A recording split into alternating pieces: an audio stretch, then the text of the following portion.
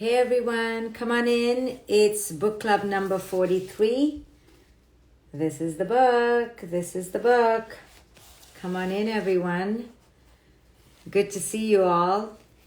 We're going to talk about how to embrace the queen energy today, what that means. So it's going to be an interesting topic. Come on in, book club number 43. Good to see you all. We are talking about a radical awakening and how to embrace the energy of Queen. Michelle, thank you. You say my book is amazing. So this is 43. I'm going to go to 52. So we have 9 more book clubs. I was just going through the book and lo and behold, I've pretty much covered everything without having an order. I didn't go much into the sexuality part of it because it's all in the book, but maybe I'll go through it in some part of this book club. But I've pretty much, in an organic way, covered everything. So in this book, I talk about developing the queen energy and what it means for us women to embrace our sovereignty. And the reason why I put it in there is because we are almost pathetic in our knee-jerk, automated, hyperbolic desperation for external validation, okay? Pathetic, okay? And why is this? This is because this is how we were conditioned. Not only are we natural nurturers, that's part of our emotional biological DNA, but it's because we were trained that knowing the other, serving the other, understanding the other is more powerful, more vital, more purposeful than honoring and validating and understanding ourselves. We've literally, if this is ourself and we were supposed to go down this path to understand ourselves, to honor who it is we are, we literally have gone this way, okay? Opposite way. Not even here where we could meet. Completely opposite. We've shut this down and gone the other way. So imagine the consequences, right? If we were at least parallel or close by or planning to meet the self, wow, what a different life we would have led.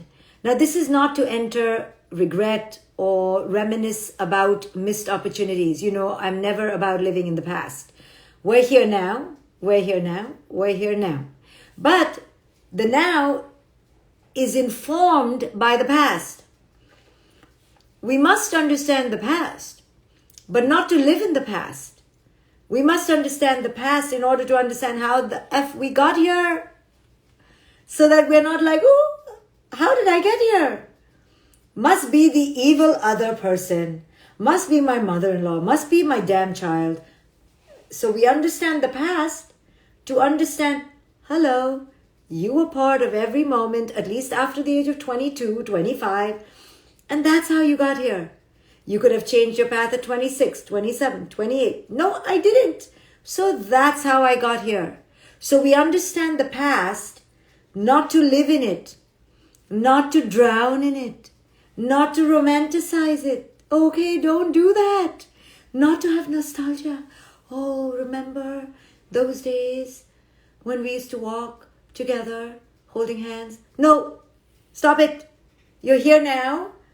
Because right after you walked holding hands, you'll had a big ass fight. Okay? So we are not remembering the past for nostalgia or another escape of bypassing the pain of the present moment. We're remembering the past only to understand the present. So we have been historically raised to forget ourselves. So the self is here, we are going here. Okay? Opposite way. And because of that, we have not only lost who it is we are, there have been disastrous consequences because of it. Okay, but again, I'm not saying this to induce regret. I know I'm sounding like, do you understand what you have done? Do you understand how much time we've wasted? Do you understand what's at stake here? But have no regret. I know. I'm just like, I'm making you feel so bad. And then I'm like, no, but don't regret. This is not about being guilty. I have a friend who does this, so she'll be like, you do understand that, you just traumatized your child, but don't feel bad. I do this in all my lectures, actually the friend is me. Okay, so given that we've all led disastrously unconscious lives and gone the opposite way, now we have to chop, change it around. Okay, so that's why I write in this chapter of embracing sovereignty to embrace the queen energy. So I start this chapter by saying, for years she lived behind cowardly shadows, afraid to ruffle their feathers and anger them. Tiptoeing, she learned to walk with stealth and quiet, until one day something changed and she no longer feared them. It was here that the maid morphed into the queen. Aha! That's what I'm talking about. When the maid morphs into the queen. Okay? So what that means is not that you're some raving lunatic bitch, although nothing wrong with that, frankly, but that you are understanding that all these years that you sidestepped who you were, pretending like, oh, I don't exist. Literally we act like that. Like, I don't exist. I don't need to eat. I don't need friends. I was raised in a culture which I love, by the way, and if my mother stops doing this, in case she hears this, I'll be really upset. So, Mom, don't listen to this. In my culture, the women, at least till her generation, I think it's ended with me, in her generation and beyond, they don't sit at the table till everyone eats, okay? So we get hot food. The big puris that you make in India. Now you can only eat them hot. That's why I don't want my mother to suddenly radically awaken. Okay? This is not for you, Mom. It's too late for you. So you get like hot food and hot. So the idea that I would even ask my mother to sit at the table, it was not even conceivable. Her role was to make me hot puris. Okay? So I'm joking here, but really it's so pathetic. But we so loved it, so it's like a double-edged sword. But it's the idea that she doesn't exist. She doesn't need to eat. And we all were okay with it. We're like, it's okay. You can eat later. We need to eat hot puris, okay? And all mothers that I was raised around, they come to the table. Oh, no. And you know what they say? Oh, we get happiness from watching you eating. They're not eating the leftovers because they made so much food. There's enough for them, but they're eating later. All the fat children eat first, okay? And the fat husbands. So I'm just generically stereotyping, but it happens a lot. So what I'm trying to say, people, is the mentality that I don't exist, right? So you may not have been raised in India, and don't be thinking that you're so superior, like you're not like those typical Indian women. All you Western women have some patheticism as well, okay? Which shocked me because I'm thinking Western women can't be pathetic, but they are in their own way, right? So in your own way, you are, okay? You may not just be in such a blatantly ridiculous way like we Indian women are, but in your own way, you are, okay? So because we have decided that we don't exist, now we need to work even harder to at least sit at the table, right? I'm not saying go sit at the head. I'm not saying burn the table down. I'm not saying tell everybody, vamos, vamos, it's my turn, only me at the table. But can we at least sit at the damn table, right? So we have to put ourselves there. We have to place ourselves at the table. Nobody is going to give us, oh, what do you think? And then wait for our answer, We need to assert, we need to claim, we need to own, we need to be present to ourselves. For years of having abdicated our power, absconded and divorced our control over our own destiny, it is now all the more imperative that we understand there is no benefit to doing that crap except raising entitled, fat little apathetic lazy children, okay? Like there is no benefit to that, okay? Yes, We used to all tell my mom, oh, you're such a good cook and you're so nice. Do you really want to be called nice? Like you want that on your tombstone? She was nice? No, really. Today I was in a podcast with Kate Northrup, my dear friend, and she had the audacity to tell me, you're not nice. And I was like, she's right. But for years, I played to the tune and wanted the trophy of the nicest girl in the world, right? You do too. It's in our subconscious, okay? So our reconditioning, our new way has to be to burn that tombstone, to dismantle it, to crush it. The tombstone that says, she died so nice. She died such a nice woman. Her life was to be the nicest woman. Burn it, kill it, destroy it. You don't want to be nice. Because what nice means, really at the core, and it's in my book, niceness is putting other people first. You can be kind, you can be generous, you can be compassionate, but nice? What is nice? Nice is when other people call you nice for what? What is being nice? Being sweet. What is being sweet? Is not ruffling feathers, is not pissing people off, right? So you need to understand that you are attached to this idea of being nice. You are attached to being the good girl. You are attached to pretending as if other people come first.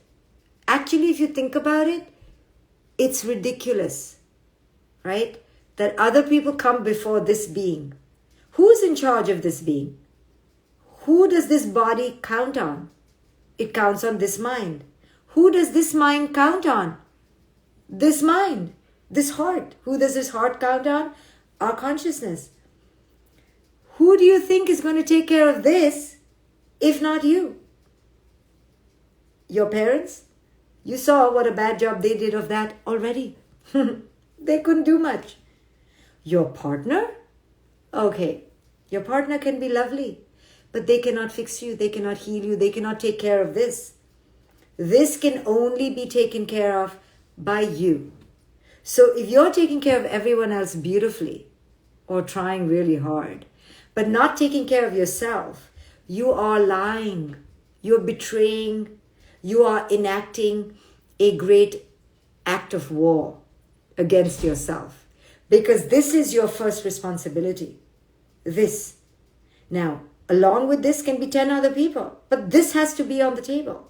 So this is what it's called to enter your sovereign power. To understand that the love we get from ourselves, I write in my book, A Radical Awakening, the love we get from ourselves is more valuable than the love we receive from another. This is key. The feeling we get when we honor ourselves needs to be more of a bejeweled treasure than the feeling we get when another honors us. When we arrive at the place where our own self-approval and self-validation matter more than that of others, we turn to ourselves for guidance, for wise counsel.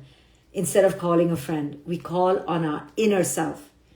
When we are sad, we accompany ourselves on a journey inward to discover the reason. When we are happy, we celebrate ourselves and experience great inner pride without the need for outer approval. When I speak of the queen, I speak of the awakened queen, one who works from her heart as well as from her mind. She's the archetype of a woman who is no longer apologetic about her inner right to take up space and hold court. She is no longer ambivalent about her capacity to contribute and make a difference. She is no longer afraid to shine. She is fully and irrevocably aware of her worth and no longer cowers in the shadows, afraid to display herself as boldly as she desires.